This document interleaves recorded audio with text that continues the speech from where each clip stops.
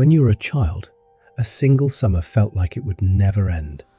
The days stretched out forever.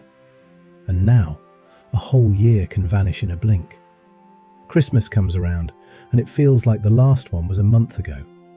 Same 365 days, same 24 hours. So what is stealing your time? Here is the unsettling answer. It is not the clock. It is you. And your brain has been quietly speeding up your life for years without ever telling you. Spark has kept a fire on a lot of nights, and he can show you exactly where all your years are going. Let's be clear about one thing first. Time itself is not changing. A second is a second, whether you are 5 or 50. The theft is not happening out in the world, it is happening inside your head.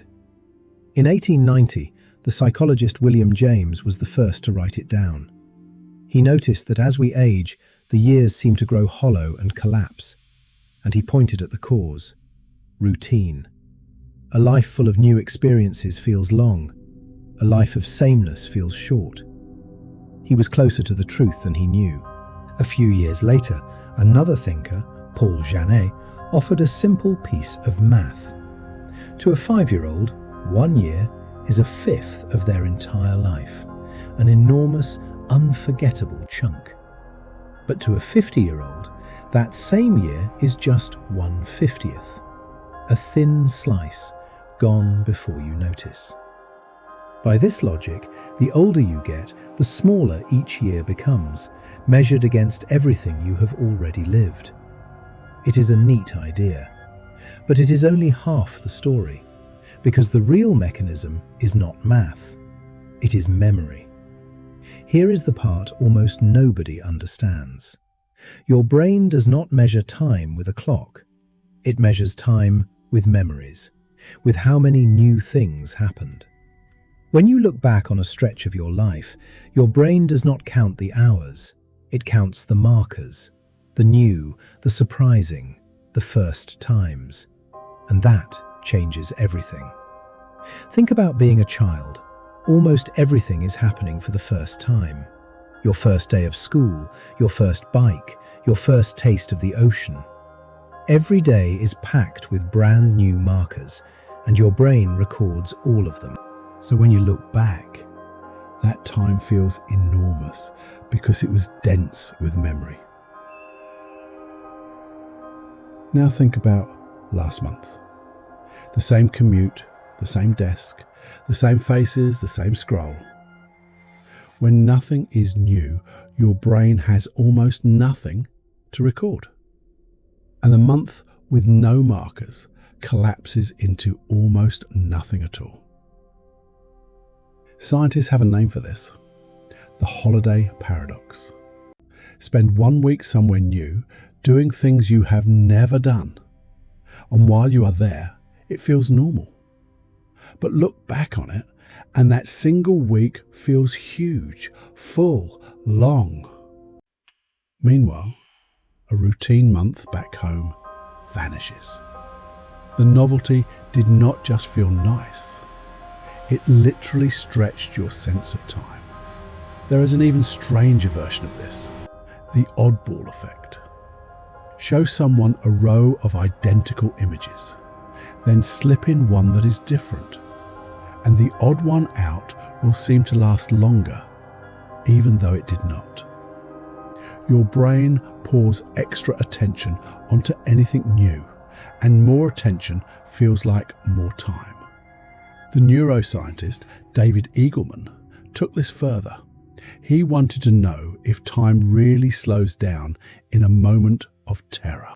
So he dropped volunteers backward off a tower in freefall and had them try to read a fast-flashing number on the way down. If time truly slowed, they should have read it. They could not. Time had not slowed at all. But afterwards, they swore the fall lasted far longer than it did. Their brains had simply recorded those terrifying seconds in extreme detail. And all that detail, in hindsight, felt like more time. So here is the unsettling truth. Time did not slow down. Memory got thicker. And the reverse is just as true. A life of routine is not only boring, in memory, it is shorter. You can live through years and, looking back, remember almost none of it. This is why most people can vividly recall their teens and 20s, but the decades after blur together. Psychologists call it the reminiscence bump. Those early years are when almost everything happens for the first time. First love, first job, first home, first city. Life is dense with markers. After that, the firsts run out, the routine sets in, and the recording quietly slows down. There may even be a physical reason. Adrian Bajan, an engineer at Duke, argues that as we age, our brains literally process fewer mental images per second. The signals travel slower along older, tired pathways. And if your mind captures fewer frames of the world, time feels like it is running faster, the way a film with fewer frames plays back quicker. To a child, the world arrives in a flood of images. To an adult, in a trickle. And your body has a clock chemical too. Dopamine, the same molecule tied to novelty and reward, helps set the speed of your internal timekeeper. A new, exciting experience floods your brain with dopamine and warps time. A grey, predictable day barely moves the needle at all. So now you can see the real thief. It is not age, it is autopilot. And modern life is practically engineered to keep you on it. The same rooms, the same screens, the same endless scroll that looks different every second but leaves no memory behind. You can spend an entire evening on your phone and, a week later, have nothing to show your brain for it. Nothing recorded. Nothing to make the time feel real. This is why the last 5 years might feel like one. You handed your days over to routine, and without telling you, your brain stopped filming. It is not that the time went by fast. It is that in your memory, barely any of it is there at all. But here is a twist, and it is a hopeful one. If memory density is what makes time feel long, then time is not fixed. It is something you can make more of. Not with a clock, with novelty. Every first thing you do restarts a recording. A new place, a new skill, a different route home, a conversation with a stranger.